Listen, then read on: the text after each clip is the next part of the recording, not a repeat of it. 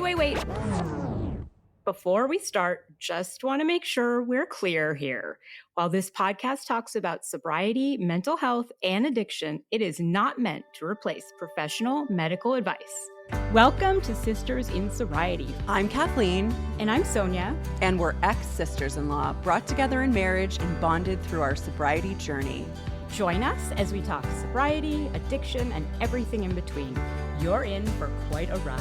And our Substack is buzzing with amazing content, from creative mocktail recipes to insightful courses and reflective exercises. There is something for everyone. Don't miss out. It's a great way to add some extra joy and depth to your journey. Check it out. Welcome to Sisters in Sobriety. Today we are speaking with Dr. Donna Marks, a distinguished psychotherapist, addictions counselor, educator, and author with over 3 decades of experience. Dr. Marks has dedicated her career to helping individuals overcome addiction and achieve personal transformation. She has worked with over 6,000 clients, combining evidence-based psychological principles with spiritual teachings to guide them towards healing and self-discovery. Dr. Marks is the author of several books, including The Healing Moment, Exit the Maze, and Learn, Grow, Forgive. Her innovative approach centers on the belief that all addictions are substitutes for love, and true recovery is achieved through self-love and understanding. So in this episode, we will delve deep into Dr. Marks's background, explore the themes of her books, and then discuss her unique perspectives on addiction, healing, and personal growth. Welcome, Dr. Marks. Thank you so much for having me on your show. And I want to tell you that you girls are rocking it. And I'm so happy what you're doing and what you're accomplishing. As Sisters in Sobriety, it's awesome. Thank you. The world needs young people to get the message out. It's very important. Well, we can only do it with people like you who actually have the knowledge. And Kathleen, she's a psychotherapist too. But I don't specialize in addictions. I just want to say that. So Dr. Marks, I really look to you as well.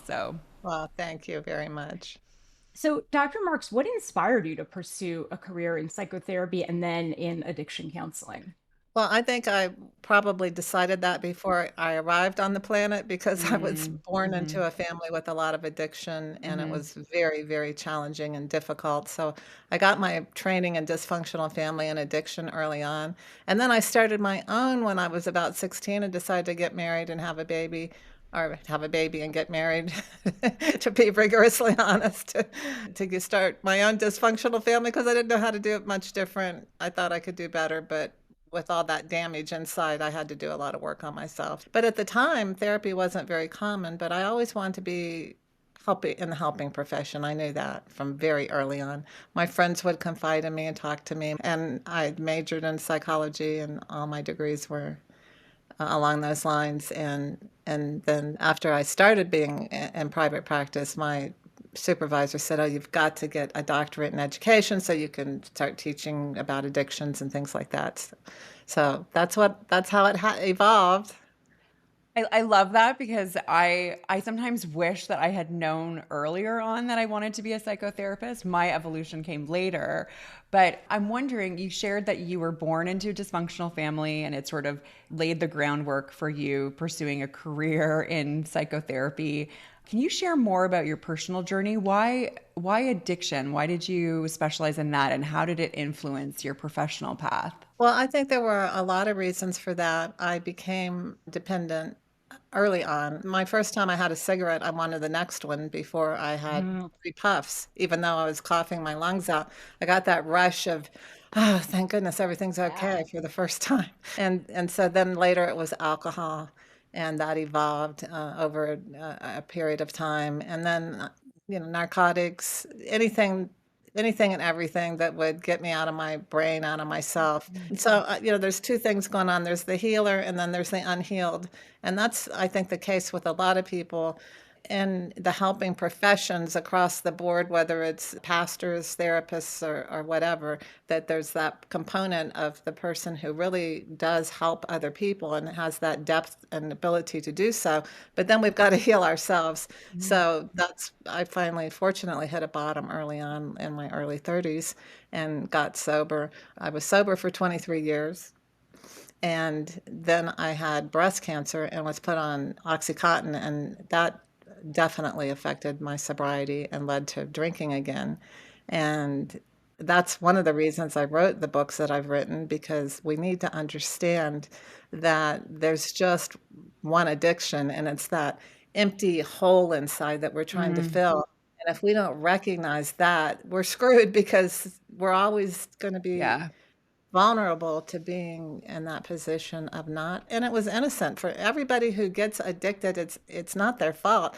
Things are made to get you addicted. It's intentional. So we know that for sure about Oxycontin now, all the evidence that came out. But it started with cigarettes. They put chemicals in it like sugar to make it more addictive. Sugar has so refined now that it has the same effect on the frontal lobe as crack cocaine. And we've got a huge porn epidemic. It's a massive problem with young men and young women. 60% with women and 90%, high 90s for men who've tried it, and a large percentage of those people become addicted. And then we've got technology and alcohol and drugs and gambling and la la la la la love and sex. So it's just, but everything is designed, to put in the Yeah. brain programming, and then once it hits that you get the dopamine, it's all over. Anybody is subjected to it.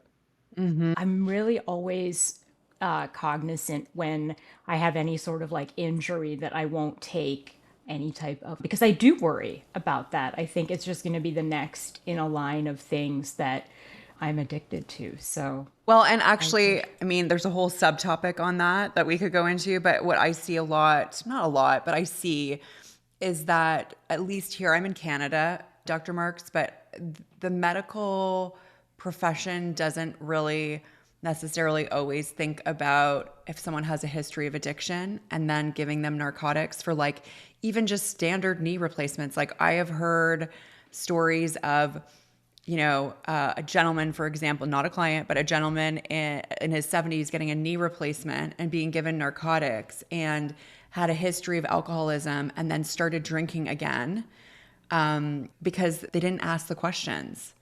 Well, even if you do ask the questions, I had a family member who had a knee replacement, exactly what you just said. And the nurse told him, here's your prescription for Percocet. And he said, I'm in recovery. I can't take that. And she said, you have to take it, because if you don't take it, then the pain won't be managed and you won't be properly rehabilitated. And he said, no, I'm really not supposed to take that. And she insisted and made him feel foolish. And this was about 10 years ago.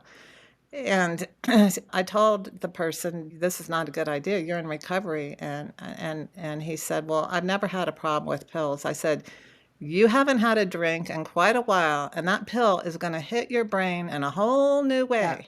You don't Yeah. realize. And sure enough, he got addicted. Is it time yet? Is it time yet?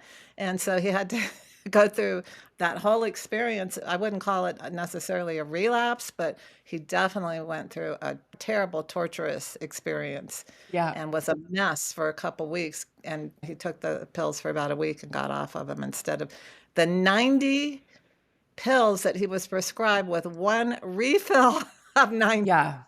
that's so interesting. So I'm a dentist. I went to dental school in like the very early 2000s, and that was the only method we were taught of pain management, was to write a script for Vicodin, and not for like 3 pills, but yeah, for 30.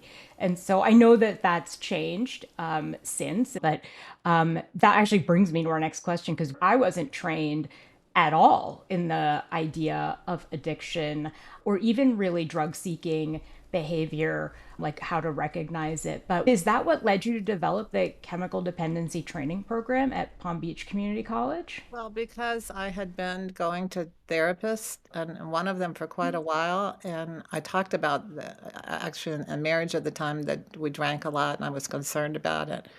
And anybody I talked to had no knowledge, no awareness of the signs and symptoms of alcoholism or the effects of being raised in an alcoholic environment. And so once I got treatment at Hazelton in Minnesota and became much more aware and educated myself, I decided to develop a training program at the local community college for people to get CEUs or even to get certified as addictions counselors. And that was for my doctoral dissertation. And part of it, we had to do an outreach type of thing, send out questionnaires randomly to different professionals in the community.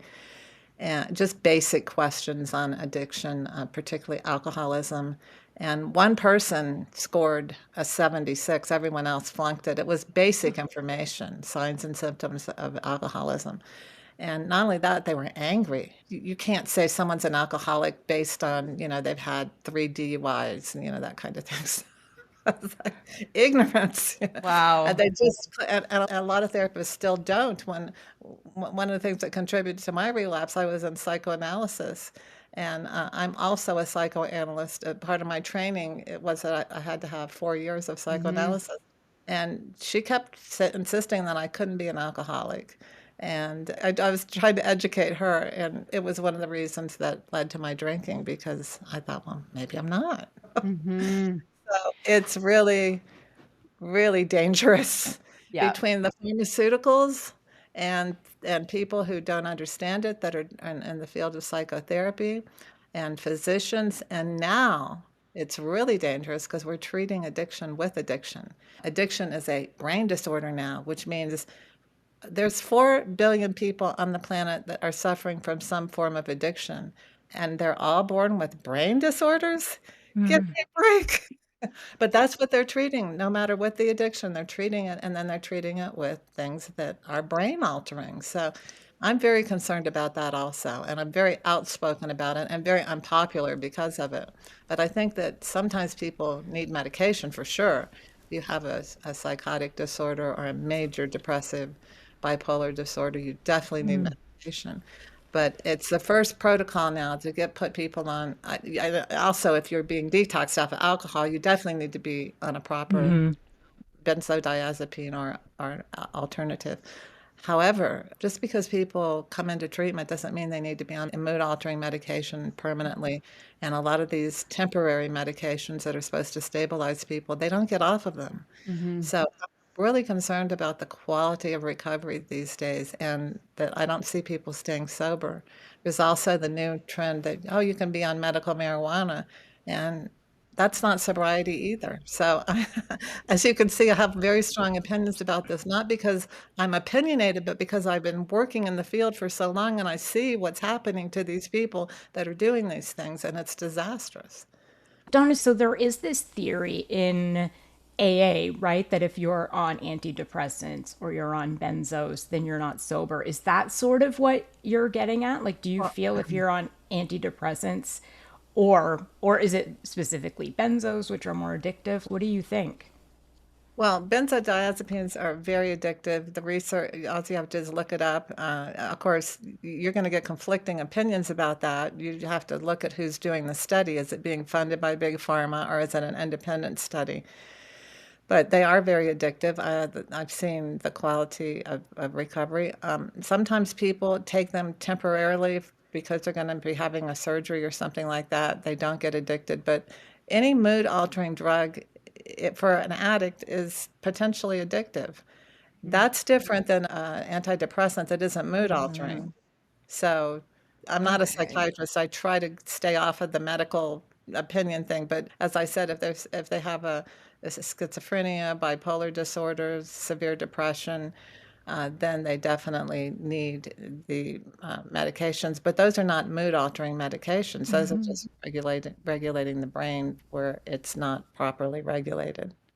Yeah, there was an article in the New York Times written by somebody this weekend who had bipolar disorder and who had gone through a bunch of different trials of medications and now has decided to be medication free. And I found that very interesting. And she knew it was a controversial opinion, but Right. it was Well, I interesting. honor her, and I think that properly done, she's making a very good decision.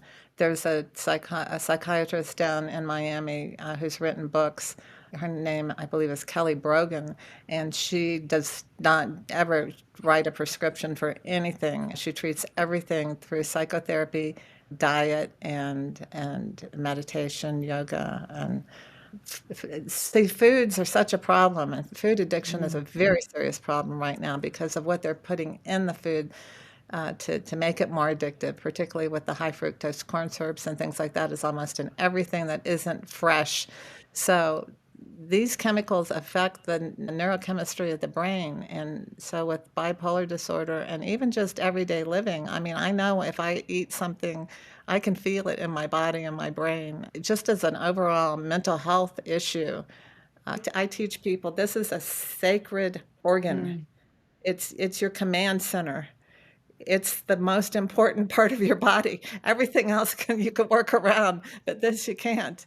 And so you get your heart repaired, you can get your liver detoxed. There's a lot of things you can do with your other organs, but your brain is the most important, and so it needs to be as clear and honored and treated as lovingly as possible, because if you do that, then your mind will work right as well.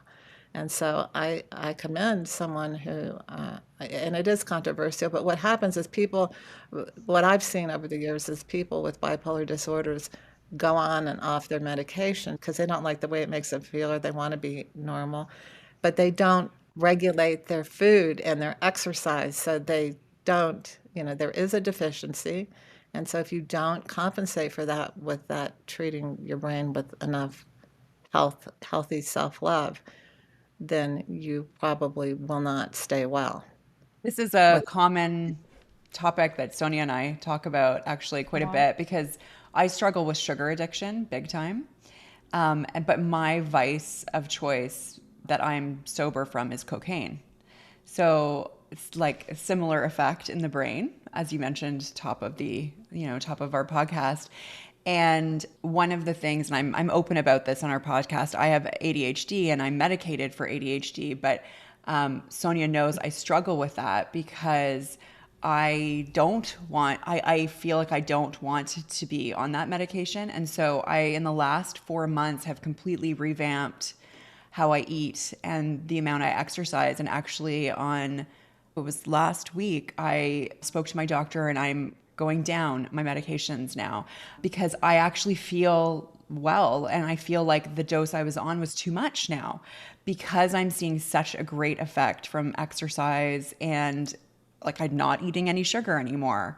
I feel such clarity and focus. And I know I'm a premenopausal woman and I know there's hormonal factors in that as well. So yes.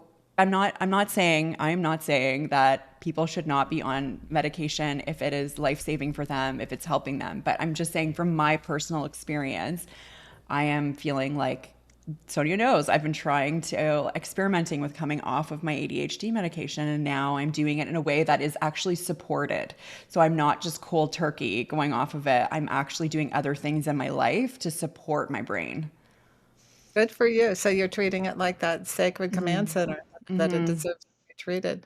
And yes, we're not telling anybody to go off their medication. We're just trying to increase awareness of, are you on the right medications? Do you need to be on it? Or is it a lifestyle change or is it a lifestyle that's causing your problems? I've done so much research in what you said about sugar and cocaine. There's a research study that compares it to crack cocaine, that when it hits the frontal lobe, that more and more and more is automatically and we really need to understand the effects of these things on our brain, because if we don't, then we're gonna be caught. That's why I call it a maze, just going up and down the different corridors.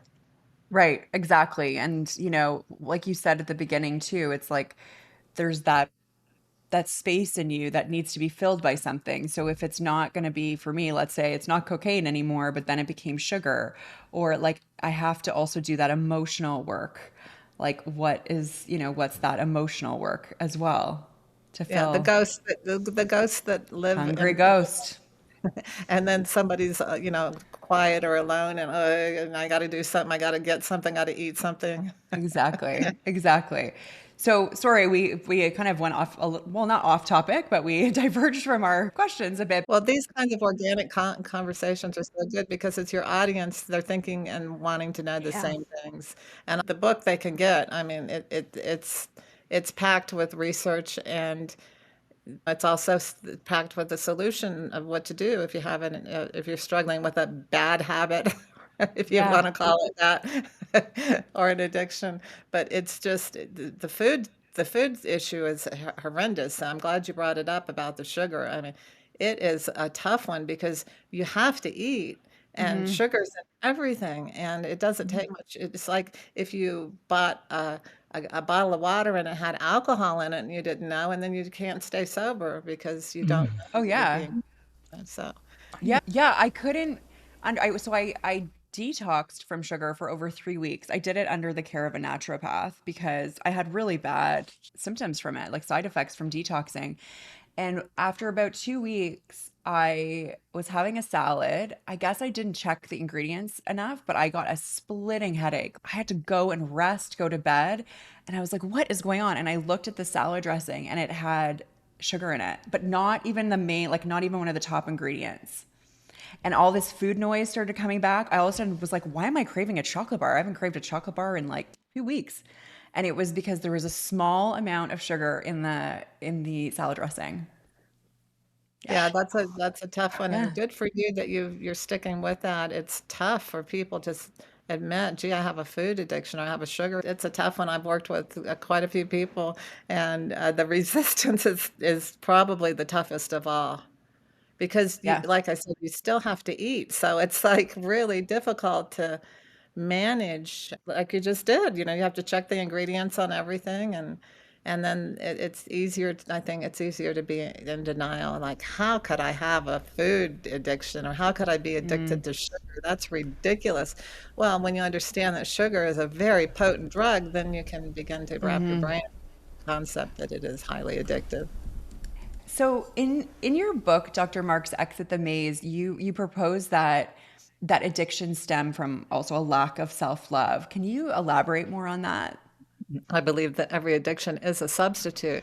So instead of, let's say I feel nervous, or I feel stressed, or I feel depressed, or my boyfriend broke up with me, or whatever. So the first thing I'm thinking of is have a cigarette, or have a drink, or have a joint, or do something to get out of that pain, get out of that feeling. Or it could just be that I'm so uncomfortable being alone, but when I pour that drink, then that goes away. So what I'm saying there is that that feeling that the addiction gives me is it feels good. I mean, there's no doubt about it. When I'm high, it feels good. I'm out of my mind. I don't have to feel those feelings. I don't have to deal with what's uncomfortable. The problem is that I'm not resolving anything, and I'm not learning how to love myself.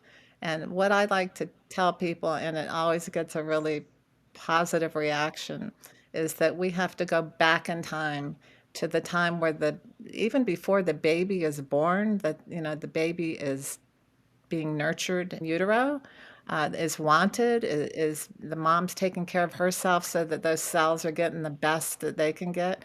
And then when that baby's born, she's holding it. Baby's needs are met. There's that eye to eye contact and emanating love to that little newborn baby. And they're searching for that. You look at any newborn baby, they want that eye contact right away.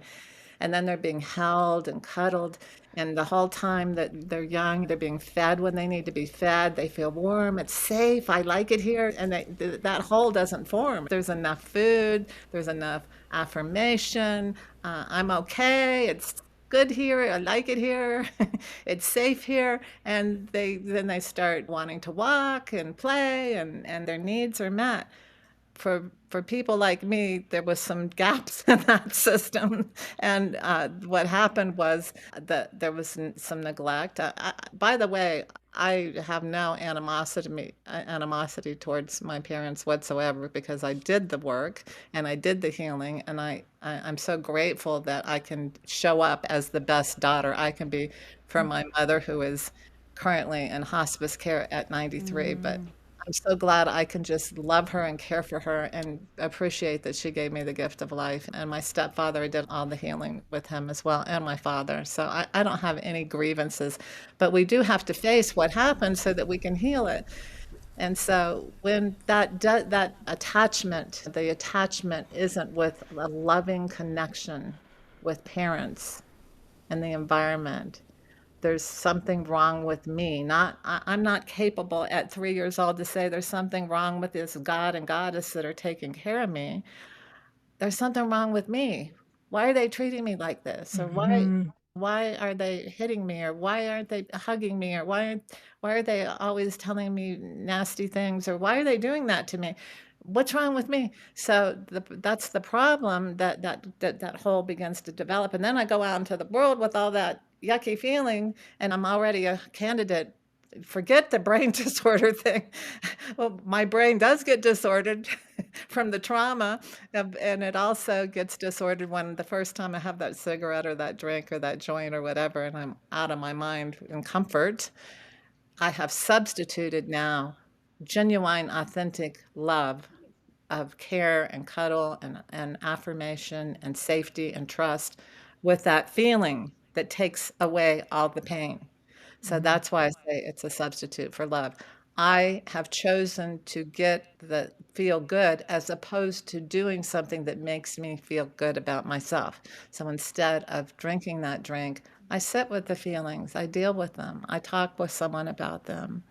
I allow myself to cry. I allow myself to feel mad. And then I get rid of those emotions by working through them, by allowing the tears to come out so that it's gone. People fight that pain like crazy. Mm-hmm. Uh, they hold it in and it can't heal. When you cry, your brain's releasing oxytocin. And when you cry, you're getting that toxic waste, I call it, out of your system.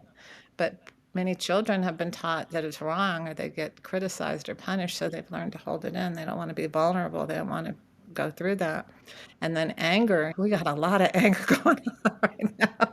There's Yeah. ways to manage your anger constructively and in a healthy manner or in a very destructive manner. So when children are taught, they get mad and they throw the toy, I hate you. The parent says, wait a minute, it's okay to be mad. You're angry. You're angry because I said you couldn't, go outside and play right now. But tell me why you're angry. We don't hit, we don't kick, we don't attack, we don't destroy property, we don't hurt people's feelings. We communicate. I'm angry because. And so that gets out. It's no longer trapped inside. And so that's all combined into this perfect storm of learning how to live in here in the sacred command center, living in a healthy way, mentally and physically, so that you can navigate your way through life and with love, because I'm treating myself, I'm exercising, I'm eating healthy, I'm managing my emotions, I'm dealing with the past and healing it through therapy. And so now I'm navigating through the world as a highly effective person who is coming from self-love and giving out that love, not looking for got to fill this hole kind of feeling all the time. Mm-hmm. So, if Dr. Marks, if you see addiction as a lack of love, how does that challenge the traditional views of addiction recovery? I don't know that it challenges it. I just think that it takes it to a more palpable level because once I can say, do I really want to watch this porn tonight? Because yeah, I'm going to get that hit, but there's going to be a price to pay. I'm going to get that feeling, that substitute, but then I'm going to have that awful feeling. And then I'm going to wonder why I'm depressed. I'm going to wonder why I'm anxious. I'm going to wonder why my brain is not quite right. Uh, and so maybe I want to read a book, listen to a meditation tape, watch a podcast, watch the Sobriety Sisters, Mm-hmm. do something that is, if I were the parent and I were the little child and I were the parent of that little child, what would I would be teaching that little person? Wouldn't I just say, here, come here, let me wrap my arms around you and cuddle you and let's read your nighttime story, or, let's have a nice healthy snack, or let's talk about this. You're upset, let's talk about this. Mm. So would I want to do that? I might not get that immediate gratification, but I get the long-term gratification. Long Mm-hmm. term. No side effects. Yeah. No highs and lows. No, why did I do that again? I'm never going to do that again. Why? Why? But those are the choices. So that's people, it's harder to learn how to love yourself as an adult, no doubt about it. But when, like you're saying, to come down off some of these meds and stop sugar, it's not comfortable because you're giving up that bottle, so to speak, the baby bottle in a Mm-hmm. way. You're learning how to be in there with yourself. But then when you were talking about it, you're radiating self-love. Feels good. So you're Mm-hmm. getting that long-term benefit of that behavior change. That I deserve to be loved, and nobody can love you more than you love yourself. Nobody can give you what you can't give yourself. That is very true. That is very true. So to segue into that, what can you give some examples of practical steps that you might recommend for replacing addictive behaviors with acts of self-love? So I have I don't know if it's on my webpage or not. I'm happy to send it to anybody. And in the healing moment, they put 77 of the items in there, but I have 100 plus ways to self-love. I have a handout that I give people that I work with, and I'm happy to send it to anybody that would like to have it. They just need to email me at drdonnamarks@gmail.com, and I will send it to them. But so starting with waking up in the morning, kind of looking around and feeling grateful. Mm. Grab the blankets and hug yourself in the blankets and be grateful for that pillow. And I start my morning off every morning with prayer. And I'm not a big meditator. Try to stay in a meditative state, be aware and conscious. And I'm happy most of the time, even when really uncomfortable things are happening. And this didn't happen overnight. I taught myself how to say, this is good. I don't like it, but it's good. There's a reason for this. I don't know the whole big picture. There's a reason for this. And I'm just going to embrace this experience. And so it's progress, not perfection. But even accepting our defects and saying it's okay, I'm learning, I'm growing, and that's what counts. So starting with first thing in the morning and then eating healthy, and I exercise. I have a pretty fairly rigorous, reasonable exercise program. I like to go to Orange Theory a couple times a week and Pilates a couple times a week. So I'm exercising 4 to 5 times a week pretty rigorously. And then I eat really healthy, try to do organic as much as possible, but I'm not rigid about it. I don't have a rigid diet, but I do have a healthy diet, a very mindful diet of protein and lots of fruit and vegetables, and try to make sure I don't eat sugar because, like I said, I feel it when I do. I have not had a sugar addiction, but I could have one because I've noticed from my patterns in the past, when I'd eat it, I'd want more. And then before you know it, you're thinking about it, like you said, all the time. So today, encourage people to stay off of sugar, watch the caffeine, because some people get very addicted to caffeine, and then they get, all, all, almost all mental health. I just want to say this before I forget. Almost all mental and physical health is because of addiction. I have the research to back this up. You take the number one killers, which are stroke, heart disease, and cancer, and now diabetes, and they are almost always caused. There is a genetic component, I'm not denying that, but they're almost always caused by alcohol, drugs, sugar, and trans fats have been consumed to the point that it's caused damage to specific organs. Only 3% of all dementias, all Alzheimer's, are from genetics. 3%. Even if you have a heart disease in your family, you can control that with diet. So Wow. it is now. I know that Kennedy's talking a lot about this, and they think he's a kook, but he's 100% correct. He's Yeah. 100%. I hate to Yeah. say, I've been saying it for a long time. The research is there. It's in black and white, and it just common sense will tell you if you're putting low-grade fuel in your car, it's not going to run the same as, you put the right kind of, if I put, the wrong gas in my car, it's not going anywhere. I wonder if you even throw in like people are addicted to screens, right? So like let's say they're not fueling their body and then they live a sedentary lifestyle because they're coming home after work and they're just laying on the couch and watching TV or gaming, or because their brains are addicted to the screen. That would further support that theory. Yes. Yes. So one of the things that people can do is read books. Like there's Mm-hmm. something sacred about turning pages Hmm. and um, and just looking around and being grateful, doing back to the 100+ ways of love, offering to help out a neighbor, running an errand, sometimes doing things you don't really feel like doing, but it's going to make you feel good to do it for someone Mm-hmm. else or even for yourself.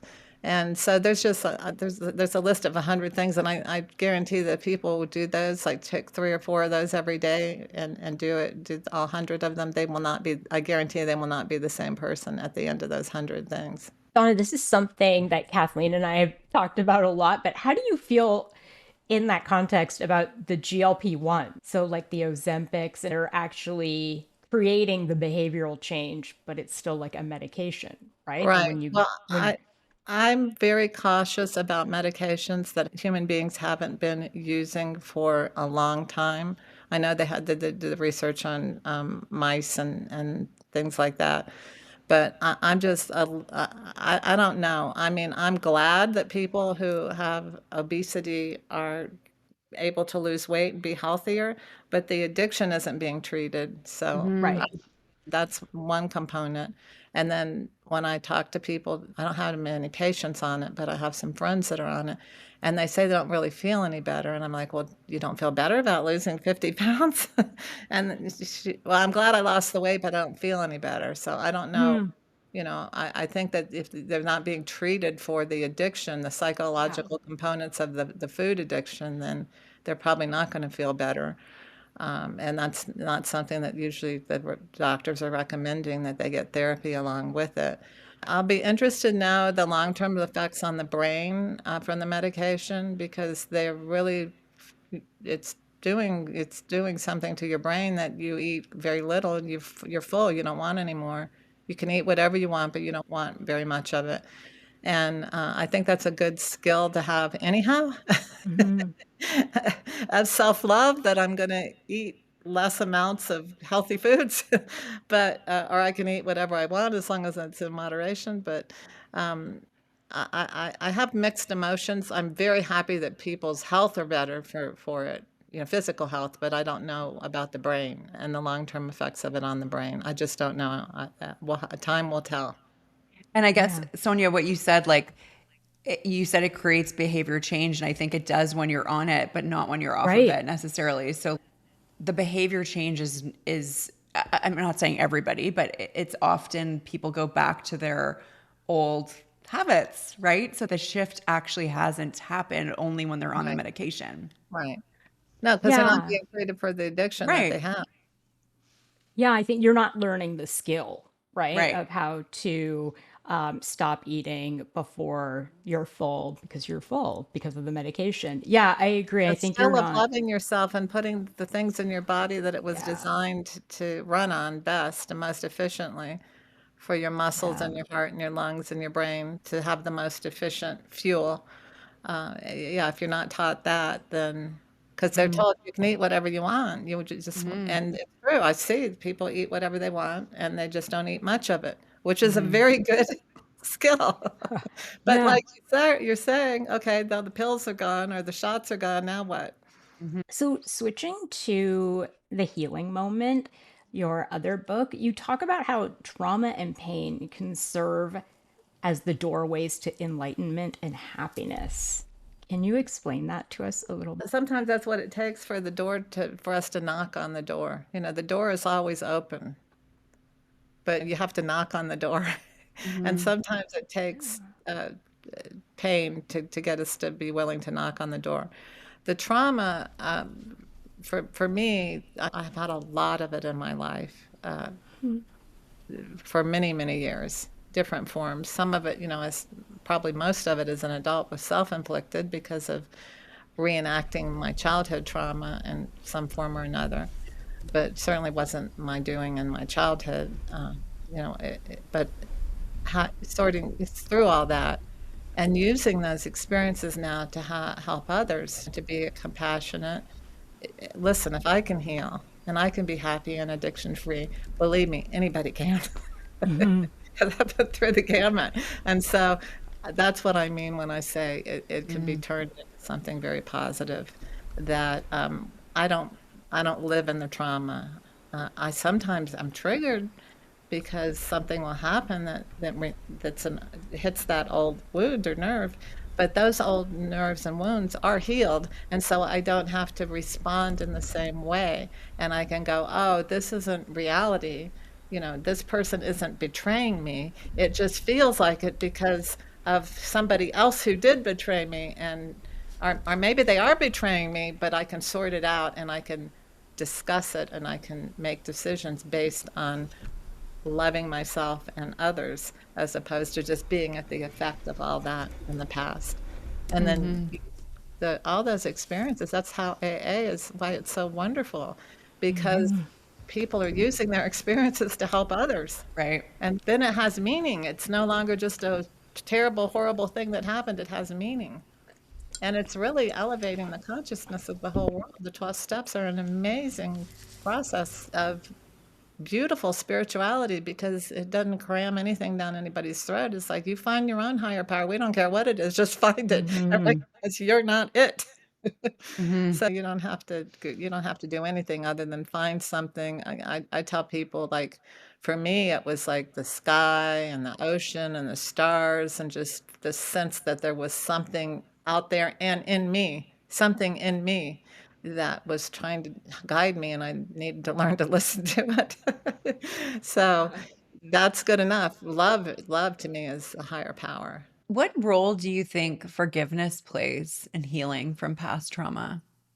Well, for me, it's very important. I don't tell anybody they should or need to forgive, but it's a natural process. It just happens naturally when we let go of the pain, when we face the pain and process the pain and let go of it. It's interesting too that it's a step. I guess if you looked at amends, the step in AA as forgiveness followed by the action, that is a pretty integral part of the process. Yes. Because bottom line, and I do talk about this in all my books because I am a student of A Course in Miracles, when I'm not forgiving, I'm down deep blaming myself for something. Even as a child, what's wrong with me? What did I do wrong? Why was I even born? Those are questions of self-blame, really, rather than saying my environment is faulty. There's something defective in the parenting here. I have no concept of that at age 2. So I'm already saying it's me. And so later on, when I keep getting involved with the wrong types of people, for me, I'm not saying they're wrong, just for me, then it's my fault. I keep doing the same thing over and over again, and then the therapists tell them that too. When are you going to learn? When are you going to do? Sometimes therapists fire people because they keep doing the same thing over and over again. That's why I wrote Learn, Grow, Forgive. I teach people, like, let's extract the essence out of this. What did you learn this time that you didn't know before? And how can you be more loving to yourself? It's always in the voice, it's learning how to say how you feel and what you need and what you want, and to resolve conflicts with love. Yeah. So the better people get at that, and protecting their hearts in a healthy way. Like, I'm not turning my heart over to just anybody here. you know, I can love you, but I can keep my heart close. And then once I realize that this is a safe place to expose it and hand it over to you, and you've earned that because you are worthy of it, I'm worthy of my heart being sacred. And I want to be sure you're worthy of it also. But I can still love you, but we're just not going to have that kind of connection. So these are the kinds of things that I try to help people, rather than judge them and make them wrong for repeating the same behaviors, whether it's an addiction or bad choices or bad financial decisions. You're getting it. You're getting it. Like, look. Last relationship lasted 7 years of abuse. Now you're down to 2, and you got out of it. So this one was 6 months. Yeah. So progress, not perfection. That's so true. So, Donna, just switching gears a little bit, while you were talking, I was thinking, how can we distinguish between a new healthy habit or a new potential addiction? Well, the new healthy habits, you're not having negative consequences. That's a difference.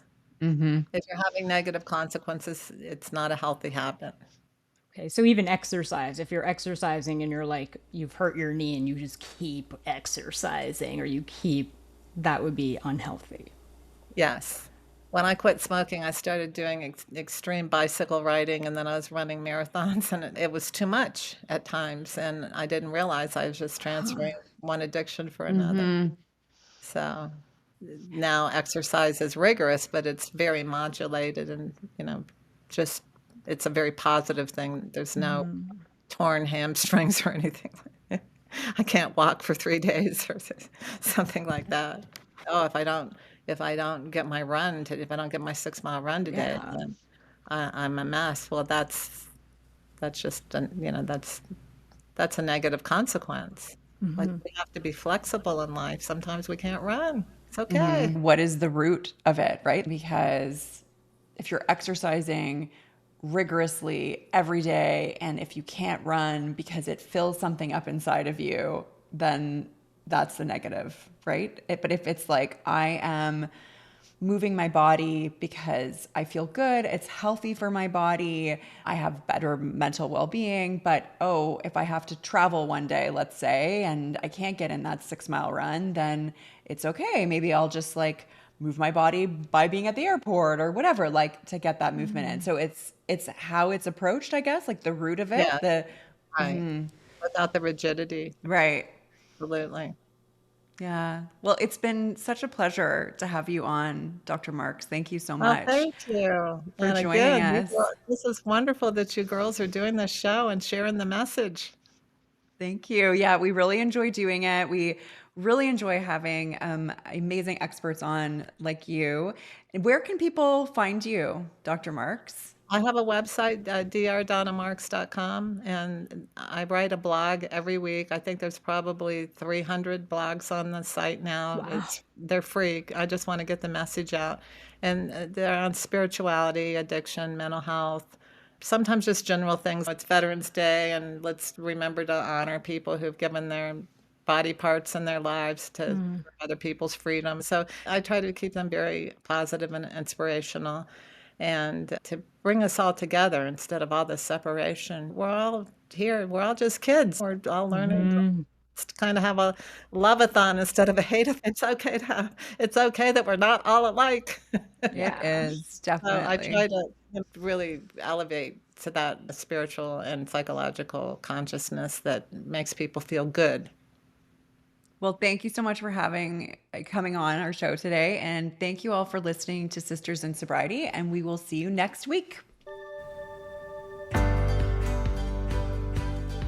This was Sisters in Sobriety. Thank you for listening and being with us today.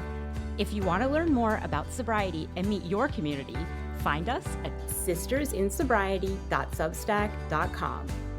Are you a sister in sobriety? Then reach out on social media. We'd love to hear from you. If you're feeling generous, leave us 5 stars and a review and follow us wherever you listen. You'll never miss an episode. Until next time.